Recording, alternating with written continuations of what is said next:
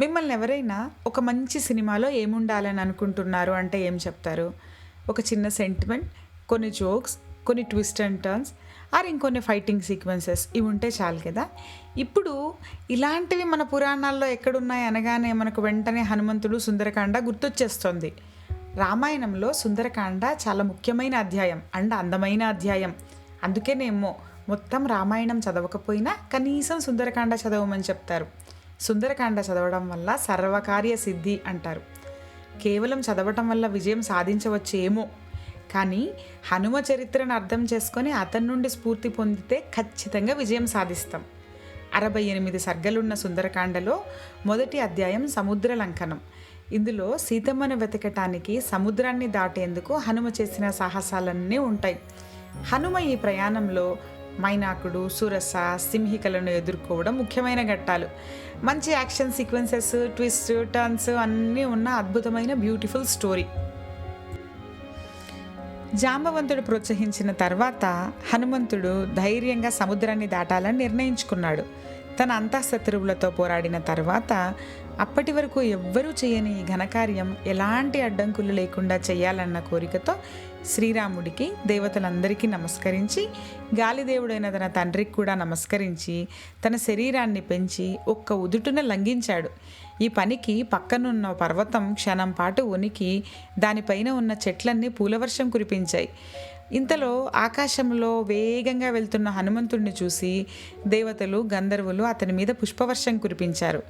అప్పుడు సముద్రదేవుడైన సాగరుడు ఇక్ష్వాకు వంశరాజైన రాముడి యొక్క కార్యం కోసం వెళ్తున్నాడు హనుమంతుడు అని గుర్తించి హనుమంతుడిని ఎలాగైనా గౌరవించాలని, హనుమంతుడికి సహాయం చేయాలని అనుకున్నాడు. అప్పుడు సాగరుడు సముద్రం మధ్యలో కింద ఉన్న బంగారు పర్వతం మైనాకుడిని, మైనాక మీరు పైకి కిందకి వెడల్పుగా ఎలాగైనా పెరగల కెపాసిటీ ఉన్నవాళ్ళు, మీరు దయచేసి పైకొచ్చి హనుమంతుడు కాసేపు రెస్ట్ తీసుకునేలా చేయగలరా అని అడిగాడు.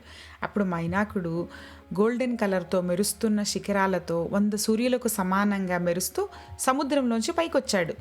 అలా ఉప్పునీటి సముద్రం నుండి సడన్గా పైకొచ్చిన పర్వతాన్ని చూసి హనుమంతుడు ఇదేదో అడ్డంకిలా ఉంది అని భావించాడు. అప్పుడు మైనాకుడు, హనుమ, శ్రీరాముడి వంశీయులు తవ్వించిన ఈ సముద్రం శ్రీరాముడి క్షేమం కోరుకునే మిమ్మల్ని గౌరవిస్తోంది. నువ్వు సముద్రం మీదుగా ఎగరడం అనే ఈ అసాధ్యమైన పనిని సాధించావు. నా శిఖరం మీద ఉండి కాసేపు రెస్ట్ తీసుకో. ఇక్కడ చాలా టేస్టీ ఫ్రూట్స్ ఇంకా రకరకాల ఫుడ్స్ అన్నీ ఉన్నాయి. కాసేపు రెస్ట్ తీసుకొని వాటిని తినేసి వెళ్ళు అన్నాడు. ఇంకా మైనాకుడు, పూర్వకాలంలో పర్వతాలన్నీ రెక్కలు ఉండేవి, అవన్నీ ఎగిరేవి. దేవేంద్రుడు వాటి రెక్కలు కోసివేశాడు. దేవేంద్రుడు నా దగ్గరికి వచ్చినప్పుడు వాయుదేవుడు నన్ను కాపాడాడు. నేను వాయుదేవుడికి ఎప్పటికీ రుణపడి ఉంటాను. మీరు వాయుదేవుడి పుత్రుడు, మిమ్మల్ని గౌరవించాలని అనుకుంటున్నాను, దయచేసి నా ఆతిథ్యాన్ని స్వీకరించండి అని అడిగాడు. అప్పుడు హనుమంతుడు చాలా సంతోషించి, నాకు చాలా సంతోషంగా ఉంది, నేను ఆతిథ్యం స్వీకరించినట్టే అనుకోండి, కానీ నా పని నన్ను తొందర పెడుతోంది, రోజు గడుస్తోంది. నేను శ్రీరాముడికి మాటిచ్చాను సీతమ్మ జాడ కనిపెడతాను అని. ఇక్కడ మధ్యలో నిలబడి నా కర్తవ్యాన్ని, నా డ్యూటీని మర్చిపోయి టైం వేస్ట్ చేయలేను అని ధైర్యంగా చెప్పి తన పర్వతాన్ని చేత్తో తాకి ఆకాశంలోకి ముందుకెగిరాడు. హనుమంతుడిని చూసి సాగరుడు, మైనాకుడు చాలా గౌరవంగా ఆశీర్వదించాయి. ఆ తర్వాత దేవతలు, గంధర్వులు, ఋషులు నాగుల తల్లి సురసతో, హనుమ రాగానే నువ్వు భయంకరమైన రాక్షసిలా మారిపో, హనుమను అడ్డగించు, అతను తన బలం, తెలివితేటలతో నిన్ను గెలుస్తాడా లేదా పారిపోతాడా చూద్దాం అన్నారు. దేవతలు చెప్పినట్టుగానే సురస పెద్ద పెద్ద పళ్ళు, కోరలు, ఎర్రటి కళ్ళు, ఆకాశంలా విశాలమైన ముఖంతో భయంకరమైన రూపంలోకి మారి ఎగురుతున్న హనుమంతుణ్ణి ఆపి, హనుమ, దేవతలు నిన్ను నాకు భోజనంగా ఇచ్చారు, నేను నిన్ను తింటాను, నా నోట్లోపలికి రా అని అడిగింది. అప్పుడు హనుమంతుడు, నేను సీతమ్మను వెతకడానికి రామదూతలా వెళ్తున్నాను, ఈ పని అయిపోయిన తర్వాత రాముడికి చెప్పి నేనే నీ నోట్లోకి వస్తాను, అప్పటి వరకు సెలవు అని చెప్పి వెళ్ళబోతున్న హనుమంతుడిని తన బలాన్ని పరీక్షించాలనుకొని ఆపి, లేదు లేదు, నా నోట్లోకి వచ్చాకే వెళ్ళాలి, అది నాకు బ్రహ్మ ఇచ్చిన వరం అని చెబుతూ తన నోటిని పెద్దగా తెరిచి హనుమంతుడి ముందు నిలబడింది. దానికి అలిగి హనుమంతుడు, సరే అయితే నా శరీరం పట్టే అంత నోరు తెరువు అని హనుమంతుడు తన శరీరాన్ని 10 యోజనాల పొడవు వెడల్పు కలిగి ఉండేలా మార్చాడు. సురస తన నోటిని 20 యోజనాల పొడవు చేసింది. హనుమ 30, సురస 40. అప్పుడు హనుమ 50 యోజనాల ఎత్తున్నవాడయ్యాడు. సురస 60, హనుమ 70, సురస 80. హనుమంతుడు 90 యోజనాల ఎత్తున్నవాడయ్యాడు. సురస 100 యోజనాల నోరు తెరిచింది. ఇలా అయితే పనవ్వట్లేదు అని చెప్పి హనుమంతుడు వెంటనే చిన్న బొటనవేలి సైజులోకి మారిపోయి వెంటనే సురస నోట్లోకి వెళ్ళి బయటికి వచ్చేసి, నిజంగా నేను నీ నోట్లోపలికే వెళ్ళొచ్చాను, నీకు నమస్కారం, ఇప్పుడు నేను సీతన్న చోటికి వెళ్తున్నాను, నీ వరం కూడా నెరవేరింది అని చెప్పాడు. సురస సంతోషించి తన సాధారణ రూపంలోకి మారి శ్రీరాముణ్ణి సీతమ్మ దగ్గరకు తీసుకొనిరా అని చెప్పి ఆశీర్వదించింది. ఆ సముద్రంలో సింహిక అనే ఒక రాక్షసి ఉంది. అది ఛాయాగ్రాహిని, అంటే పైన ఎగురుతున్న వాటి నీడను బట్టి లోపలికి లాగుతుంది. ఆ సింహిక ఆకాశంలో ఎగురుతున్న హనుమంతుడిని చూసి, చాలా కాలానికి ఇంత పెద్ద జంతువు నా చేతికి చిక్కింది, ఈరోజు నేను నా భోజనాన్ని బాగా ఎంజాయ్ చేస్తాను అనుకుని హనుమంతుని నీడను లాగడం మొదలుపెట్టింది. హనుమంతుడి బలం తగ్గిపోసాగింది. అప్పుడు హనుమంతుడు పైకి కిందకు అటు ఇటు చూశాడు. అప్పుడు ఆ సముద్రంలోంచి ఒక పెద్ద జంతువు బయటికి లేయడాన్ని చూశాడు. ఇంత భయంకరంగా ఉన్న ఈ జంతువు, తన నీడను లాగుతున్న ఈ జంతువు ఖచ్చితంగా సుగ్రీవుడు చెప్పిన సింహికే అయి ఉంటుంది అనుకున్నాడు.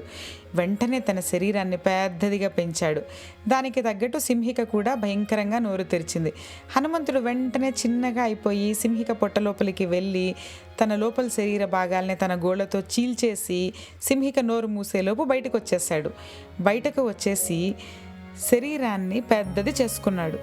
సింహిక గుండెలు చీలిపోయి స్పృహ తప్పి నీళ్లల్లో తేలింది. అప్పుడు ఆకాశంలో దేవతలందరూ హనుమంతుణ్ణి కీర్తించారు.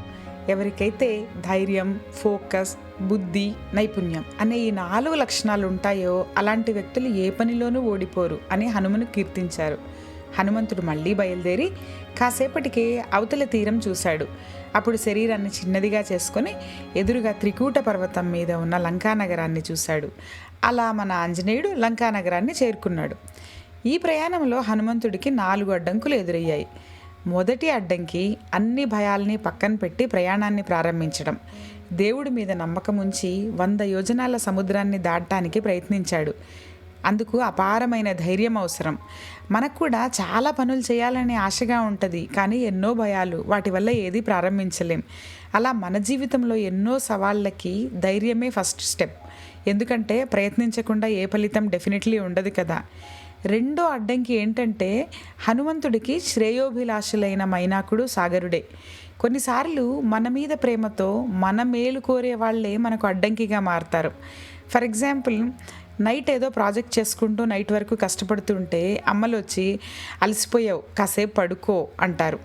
మనం డైట్ చేస్తుంటే మన ఫ్రెండ్స్ మనకిష్టమైన ఫుడ్ తెచ్చి ఆఫర్ చేసేస్తారు. అప్పుడు వాళ్ళకు మన మీద ఉన్న ప్రేమ, వాళ్ళల్లో మంచి ఉద్దేశాన్ని గుర్తించి వాళ్ళ మాటలను వినయంగా తిరస్కరించడం నేర్చుకోవాలి, వాళ్ళని నొప్పించకుండా. మన మంచిని నిజంగా కోరుకునే వాళ్ళు చాలా తక్కువ. కాబట్టి వాళ్ళని ప్రేమతో మరియు గౌరవంతో చూడాలి. మన బంధాలు కాపాడుకోవడం కూడా చాలా ఇంపార్టెంట్, మన గోల్ రీచ్ అవ్వటంతో పాటు. మూడో అడ్డంకి హనుమకు ఎదురైంది సురస. సురస చెడ్డ పాత్ర కాదు, కానీ దేవతలు ఆమెను పరీక్ష చేయమని పంపారు. ఇలాంటి పరిస్థితులు మన జీవితంలో కూడా ఉంటాయి. అదే కొన్ని రూల్స్, పవర్, అథారిటీ ఇవన్నీ మనకు అడ్డంకుల్లా అనిపించినా సరే వాటి వెనుక మంచి ఉద్దేశమే ఉండుంటుంది. రోడ్డు మీద ఫాస్ట్గా వెళ్తున్నప్పుడు స్పీడ్ బ్రేకర్ కనిపిస్తే ఏం చేస్తాం? జాగ్రత్తగా స్పీడ్ తగ్గించి వెళ్తాం కదా. ఎందుకంటే అలాగే స్పీడ్గా వెళ్తూ స్పీడ్ బ్రేకర్ను ఢీకొంటే వెహికల్ దెబ్బతింటుంది, టైర్ పంక్చర్ అవుతాయి, లేదా ప్రమాదం జరిగే అవకాశం కూడా ఉంటుంది. హనుమంతుడు సురస మీద గెలవాలి అని ఈగోకి పోలేదు. ఆమె అథారిటీని గౌరవించాడు. తెలివిగా ఆలోచించి ఆమెను మెప్పించాడు. హనుమంతుడి లక్ష్యం లంకను చేరుకోవడం, సురస మీద గెలవడం కాదు. సో త్రివిక్రమ్ చెప్పినట్టు ఎక్కడ నెగ్గాలో కాదు, ఎక్కడ తగ్గాలో తెలుసుకున్న వాళ్ళు కూడా గొప్పవాళ్లే అవుతారు. 4వ అడ్డంకి సింహిక. ఆమె అస్సలు ప్రాబ్లం. ఇక్కడ మాటలు లేవు, మాట్లాడుకోవటాలు లేవు. దాన్ని నేరుగా ఎదుర్కోవాలి, వాళ్ళని ఓడించాలి. హనుమ సింహికను ఎదుర్కోకముందు కూడా ఆమె గురించి తెలుసుకున్నాడు. అంటే మన ప్రయాణంలో అడ్డంకుల నుండి మనం ముందే తెలుసుకోవాలి, వాటిని ఎదుర్కోవటానికి రెడీగా ఉండాలి. అదే ఫస్ట్ స్టెప్. ఇంకో కోణంలో చూస్తే సింహిక నీడని పట్టుకుని లాగుతుంది. అంటే మనలోని బలహీనతల్ని పట్టుకుని వెనుక్కలాగే సిచ్యుయేషన్స్ చాలా ఉంటాయి. ఫర్ ఎగ్జాంపుల్, చాలా చదువుకోవాలి కానీ బద్ధకంగా ఉంటుంది, వెచ్చగా రగ్గు కప్పుకొని పడుకోవాలనిపిస్తుంది. చాలా పని ఉంటుంది కానీ ఇన్స్టాగ్రామ్ ఇంకాసేపు స్క్రోల్ చేయాలనిపిస్తుంది. అప్పుడు మనలో బద్ధకాన్ని ఓడించాలి, మన బలహీనతల్ని గుర్తించుకొని వాటిని ఎదుర్కోవాలి, మన కర్తవ్యం ఏంటో తెలుసుకొని మన ప్రయారిటైజేషన్ మార్చుకోవాలి. మరి మన లైఫ్లోనో, ఆఫీస్ వర్క్లోనో, ఇంట్లోనో చాలా సమస్యలు ఎప్పుడైనా వస్తే హనుమాన్ ఇచ్చిన ఇన్స్పిరేషన్తో హనుమంతుడు లంకను దాటినట్టే మన ప్రాబ్లమ్స్ని మనం దాటడానికి ట్రై చేయాలి. జై హనుమాన్.